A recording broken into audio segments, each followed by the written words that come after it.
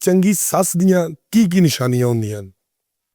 बिस्मिल्लाहिर्रहमानिर्रहीम। हक की आवाज़ या हुसैन अलैहिस्सलाम। मेरी नमाज या हुसैन अलैहिस्सलाम। शुरू अल्लाह के नाम से जो बड़ा मेहरबान है, नहायत रहम वाला है। दरूद मेरे मोहम्मद सल्लल्लाहु अलैहि वसल्लम। पुत्रा सब तो पहले जी चंगी सस हो रही है निशानी को पहले धी चंगी होएगी, फिर सस चंगी बनेगी। फिर धी चंगी तां होगी जो माँ चंगी होगी, वो चंगी तां होगी जो माँ चंगी होएगी।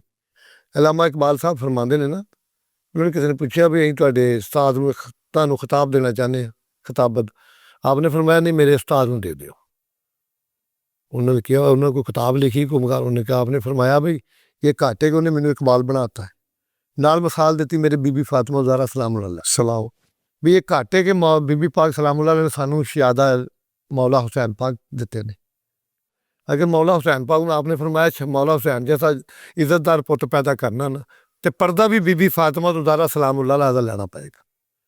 कि एक हाफिज आया अखा तो नबीना, उन्हें कहा मैं मिलना है। मुलाजम ने आख्या जी एक बंदा मिलना चाहता तो अखा तो हाफिज है, आपने फरमाया भी नहीं। आख्या जी अखा तो नबीना है, आपने फरमाया मैनू नजर आता। अल्लाह अकबर। मेरी पाक बीबी पाक ने फरमाया कि मैनू नजर आता। अगर हुसैन पैदा करना तो पर्दा भी मेरी बतूल पाक का लैना पएगा। ठीक है, अच्छी सस बनने वास्ते तो पहलों अच्छी धी का होना बहुत जरूरी।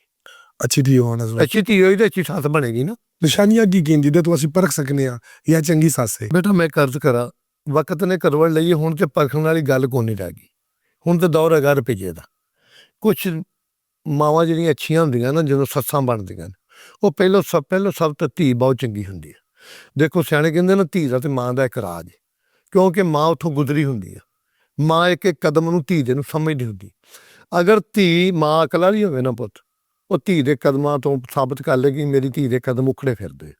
जिहड़ी माँ नूं ये पता ना लगे वो माँ को होण दे हकदार। अल्लाह अकबर।